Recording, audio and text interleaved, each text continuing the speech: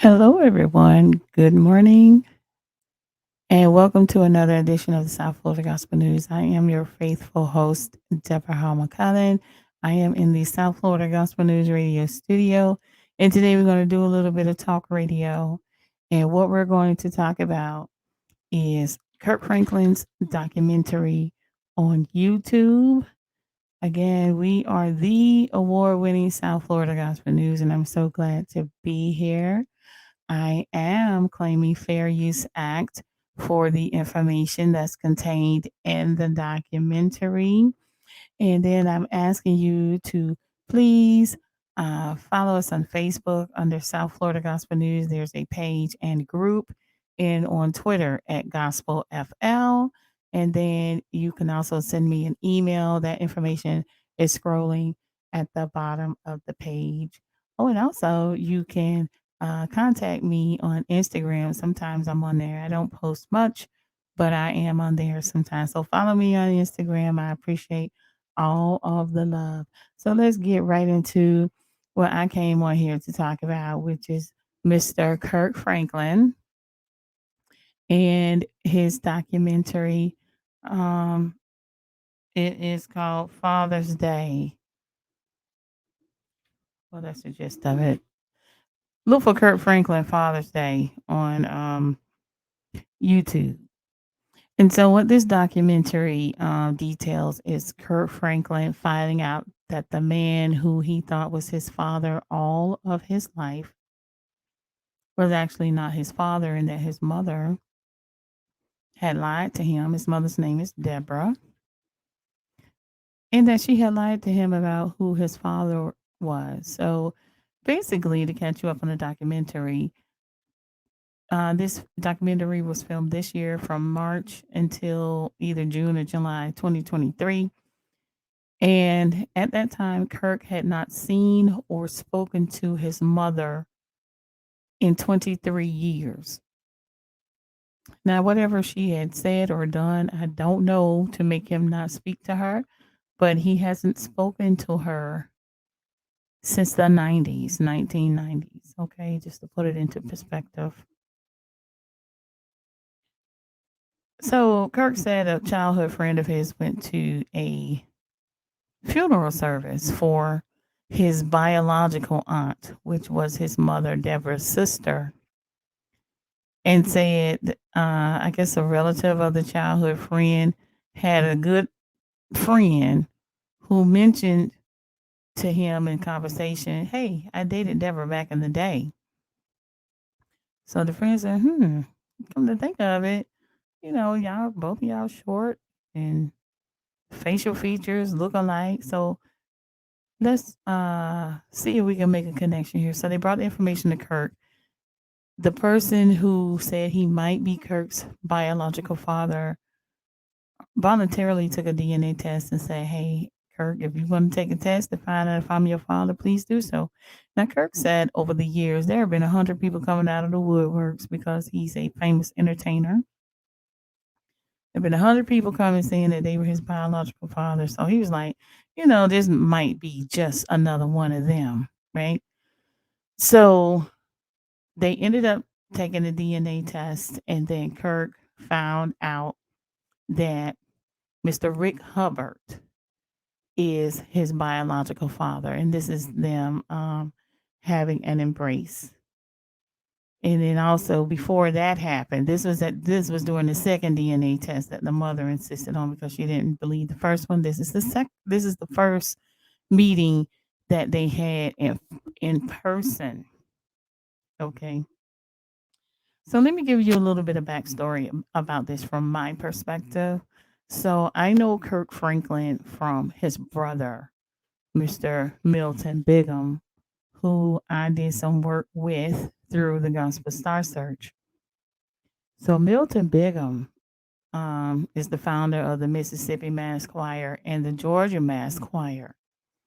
And he's the one who actually discovered Kirk Franklin. And the way I met Milton Bigham was through Larry Woods, who is the founder of the Gospel Star Search Live. And so one of our prize packages was to meet Milton Bigham with the possibility of doing a recording for Malaco Records. So Milton Bigham um, is the founder of Malaco Records. He founded the Georgia Mass Choir, the Mississippi Mass Choir. He discovered Kirk Franklin and ended up putting him on the Bobby Jones. Back then, it was the Bobby Jones Gospel Hour. And after that, Kirk Franklin just took off. And he's done some amazing things and concerts. And, Kirk Franklin is not a traditional gospel artist. When we would go to his concerts, you would see people in thongs and stuff like that. Um, Kirk Franklin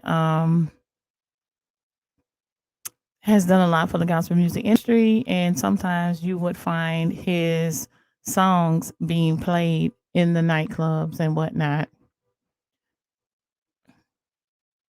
So anyway, that's my take on Kirk Franklin. And I will tell you that Kirk Franklin has built up this barrier to I won't say against people, but he has this barrier around him where he will not let just anybody into his circle. He has that hard stance against people because he's been hurt so much in life, and that comes through his childhood. Now, when he was 4 years old, he was adopted by a woman named Gertrude. So Gertrude took him in. At the time, she was 64 years old, and she took in a 4 year old. And so after she passed, Kurt was pretty much on his own. He had to fend for himself, and it was hard growing up. He was homeless and hungry, and he had a lot happen to him in life. He said his mother would visit him twice a year, and then after that, the visit stopped. And he said all his life, all he wanted was the love of his mother and father. Now let's dig deeper into this relationship with his mother and his mother's side of the family. So he grew up thinking another man was his father. And he said he hated that man because he was never there for him. That man never did anything for him. And he said he went to visit him because he found out he had cancer. His who he thought was his biological father, he found out he had cancer in 2017, and he went to visit him, and he told him about his struggles in life. And he said that that gentleman pretty much had no response. And so he said that that man went to his grave with Kurt Franklin hating him because of what he went through in life, only to find out at 53 years old that another man was his father. Now, here's where it gets really weird. So, after Mr. Rick Hubbard reached out to Kirk and said, "Hey, I might be your dad," Kurt Franklin called his aunt Sandra, which is his mother's sister, and when he made that call, he said, "Sandra." She said, "Who are you looking for?" Then he said, "Aunt Sandra." She said, "Oh, okay. Hey, Kirk."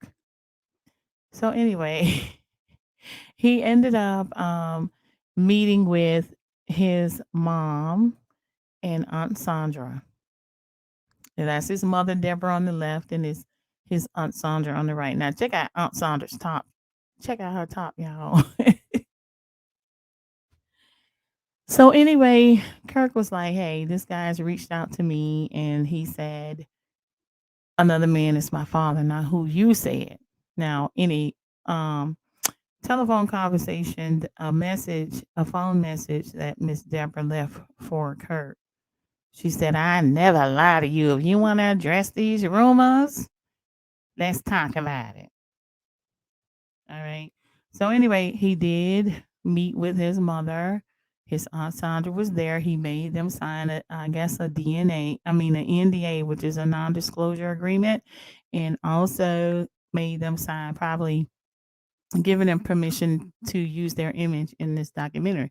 Probably broke them off a little bit of change as well too, which is how he was able to get them to sit down.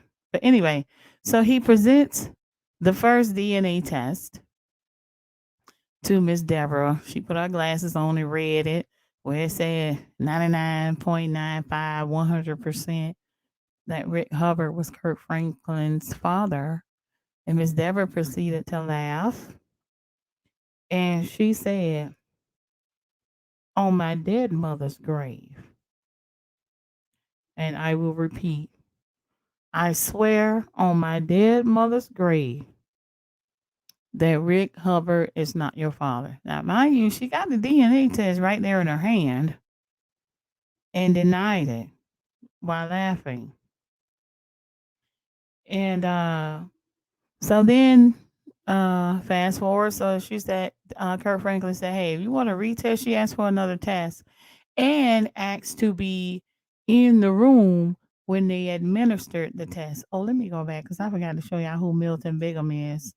Milton Bigham is a pastor, and there he is right there, founder of Malachi Records, founder of the Mississippi Mass Choir, and founder of the Georgia Mass. So it looks like they have a recording coming up in October. So we'll get back to that.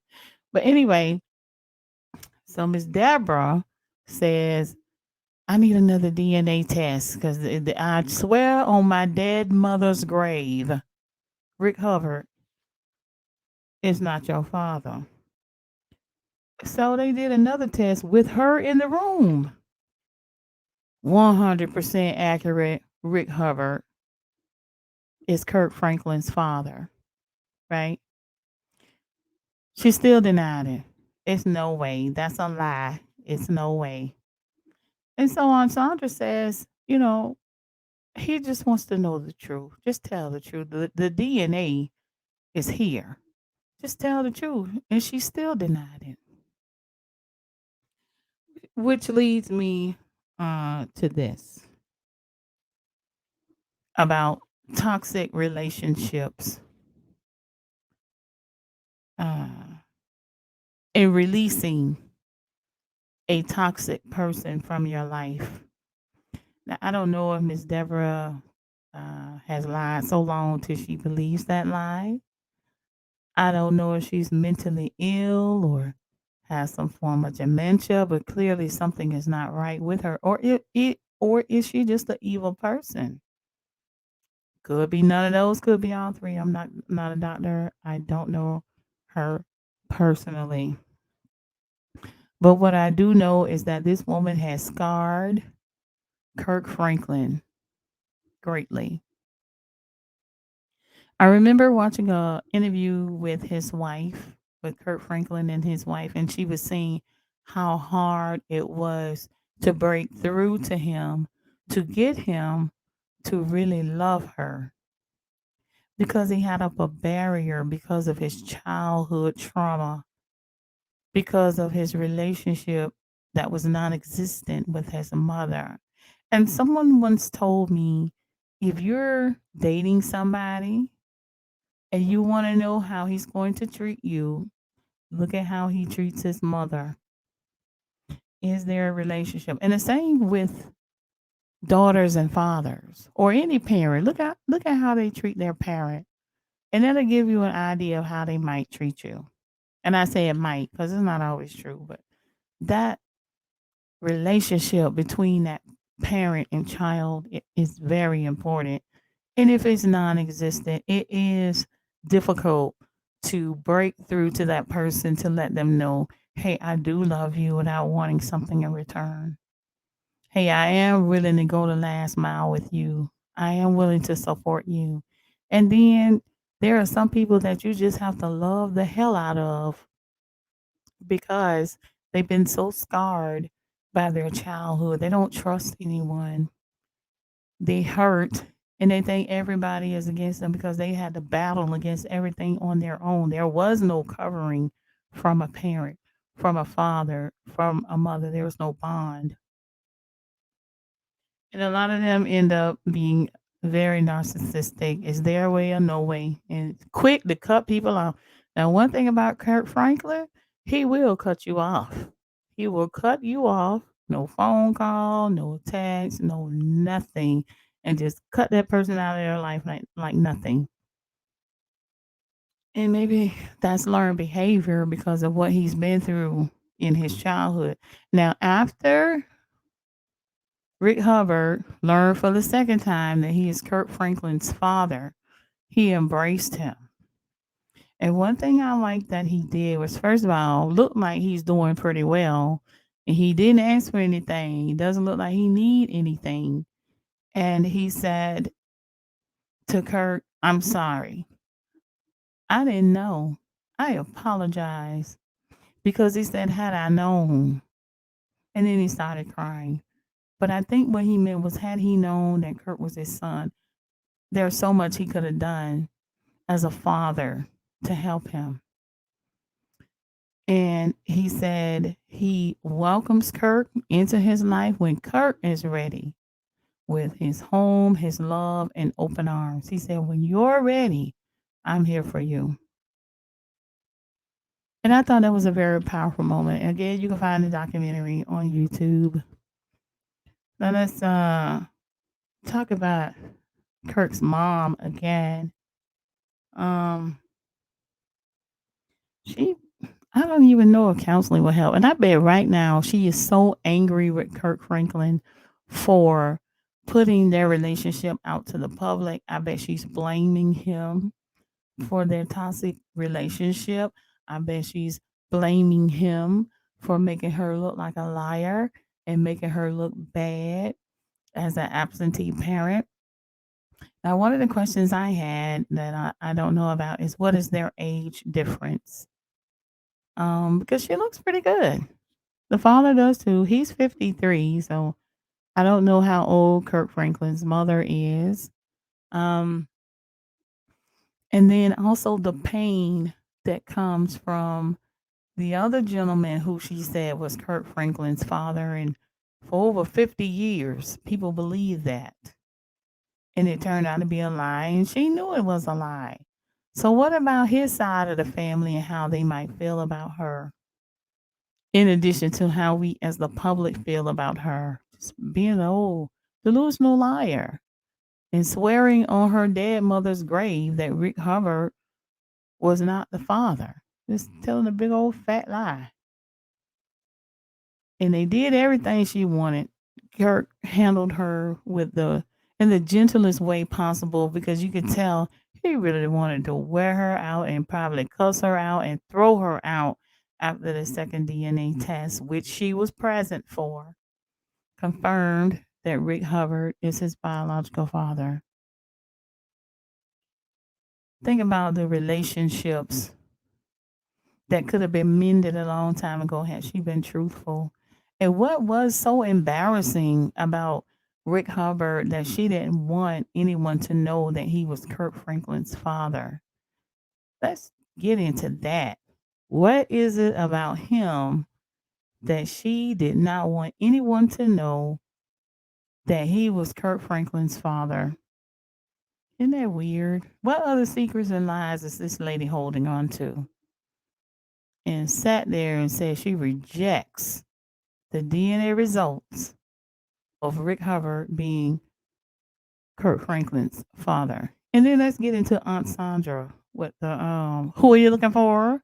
When he first called, he said, Sandra, who are you looking for? And then he said, Aunt Sandra. He said, okay, if that's the way you want to operate, that's what we'll do.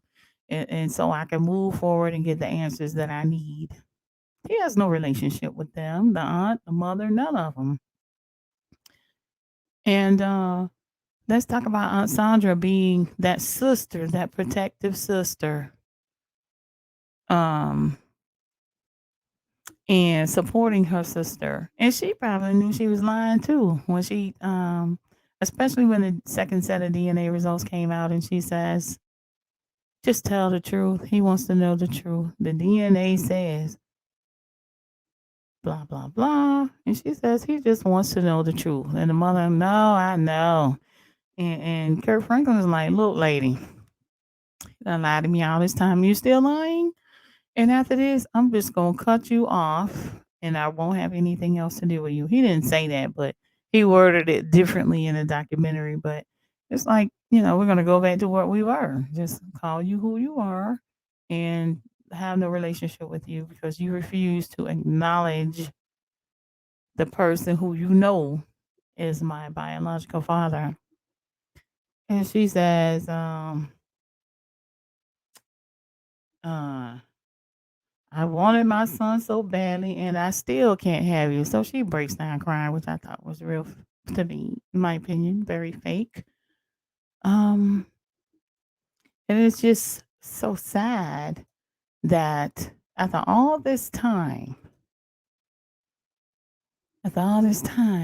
Kirk Franklin found the covering he's always wanted, which was his father. And he seems to be a decent man. Again, I didn't see where he was starstruck. He didn't ask for anything. Looks like he was living pretty well and say, hey, when you're ready to come into my life, I'm here for you. I am here for you.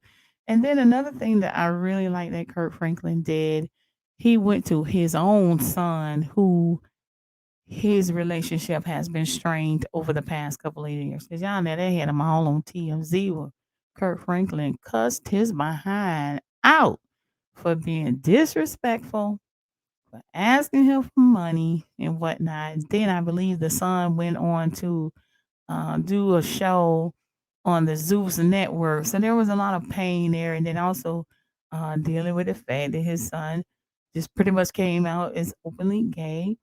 There was a lot to unpack there. And so Kirk had not communicated with his son in 2 years. Now remember, uh, like I told you, Kirk Franklin does not mind cutting people off. He will cut you off. He will block your number and act like you didn't even exist. And I'm not gonna tell you how I know, but I know it didn't happen to me. But when he does not want to be bothered, he will cut you off.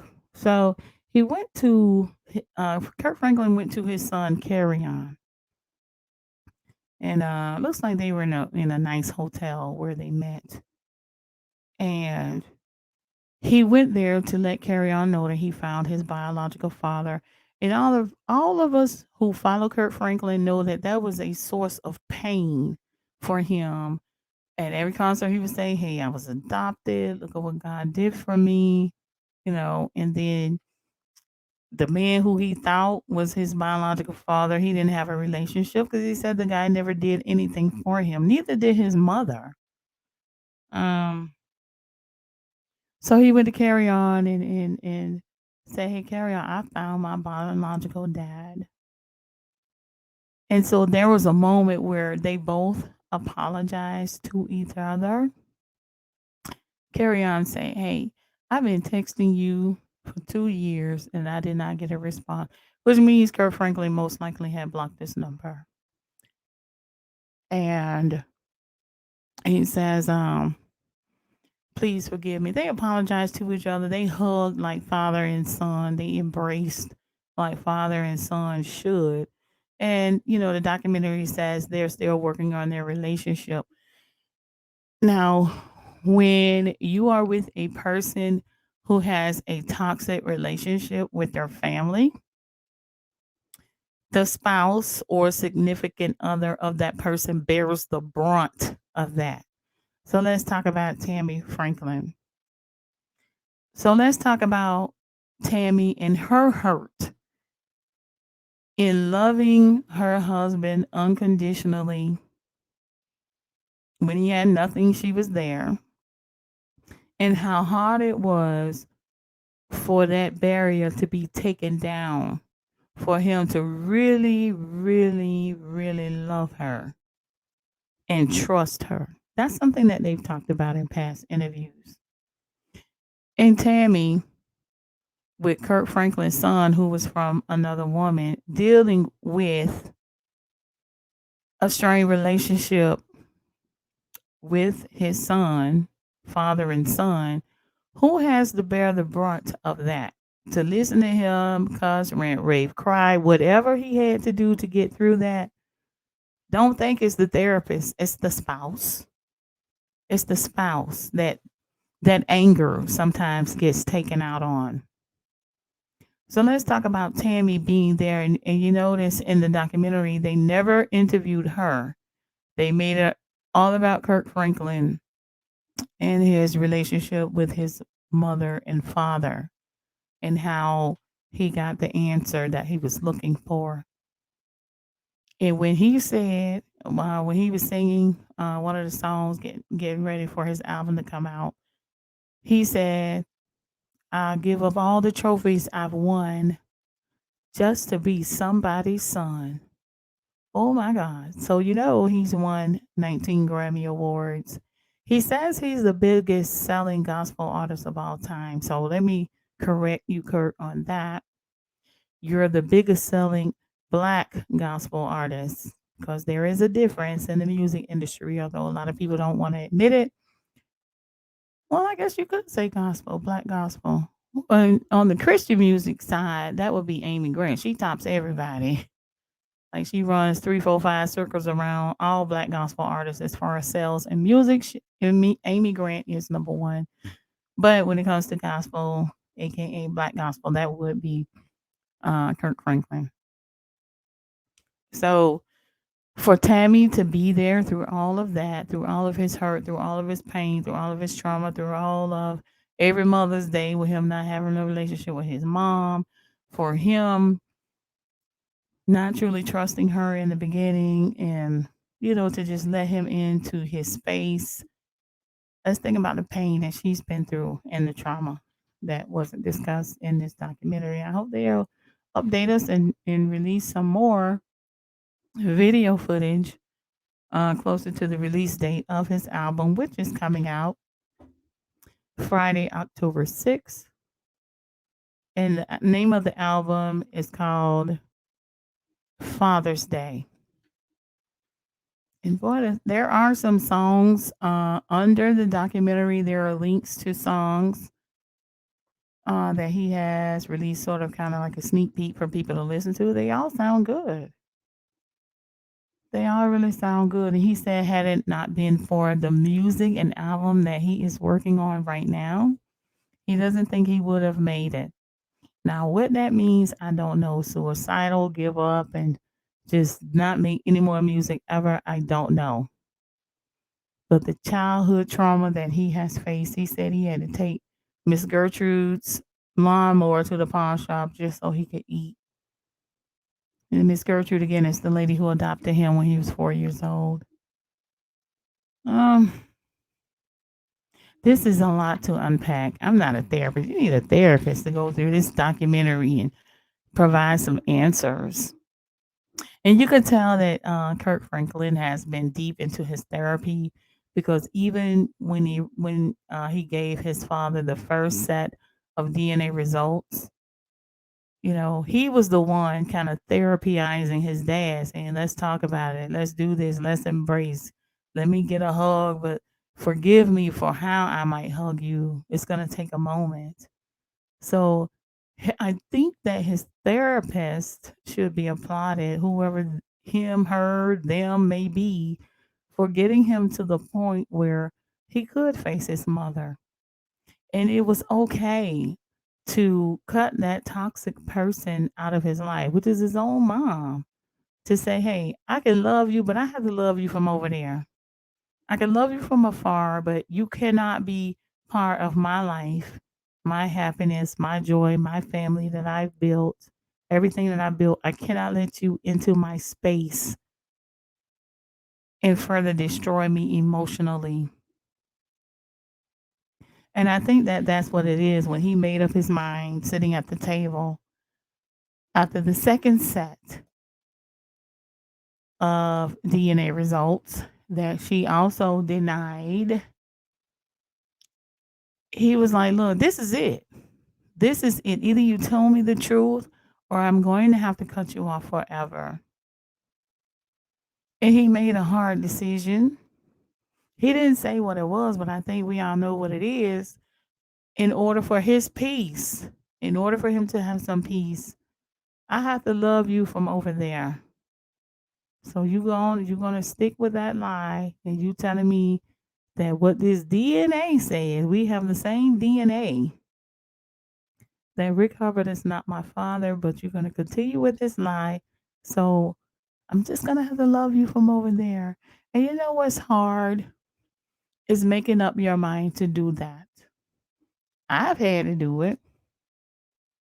I had to make up my mind to cut people off, although I didn't want to. And at first, I was like, I hope they'll be okay, but I cannot continue to drag this person along with me. I cannot continue to include them into my life because they are disturbing my peace. So, in order for me to have peace, I'm going to just cut you off. Don't call me, don't text me, just leave me alone. So, a hard decision. But you know what? I learned God take care of babies and fools. You just have to figure out which one they are and let God deal with it. And I've also told people, sometimes you be doing your best trying to help people, and really what you're doing is enabling them. And you pray to God to help them, Lord, please help them to do this, help them to right this and that. And as soon as they start going through stuff, we jump in and try to fix it. And what we're really doing is interrupting God's work. So pray for them, take your hand off them, let them go. Just let it all go. And so for Kirk Franklin's mother to deny 2 DNA tests and swear on her dead mother's grave, and I will say with the support of her aunt at first, it's just downright shameful. And she's the one who needs therapy and mental help. And so that was my spiel, yeah. It was just so much to unpack. I tried to do it as quickly as possible in 30 minutes. I'm at 31 minutes. So let me get off here. What are your thoughts? Leave your thoughts below. And how did this video affect you? See, I grew up in a two-parent household, so I really cannot relate to him, like cutting his mother off, not speaking to her, not knowing who his father was. However, I know what it's like to experience a toxic relationship or a toxic relative, and you have to let them go. You have to excommunicate them from your life. So, has that ever happened to you? Please drop down in the comments and let me know. All right, y'all. That's all I have for today. Thank you for tuning in to the South Florida Gospel News Radio studio. Please share this video, like this video, rewind it, watch it again, and by all means, tell a friend. I'll talk with y'all later. Bye.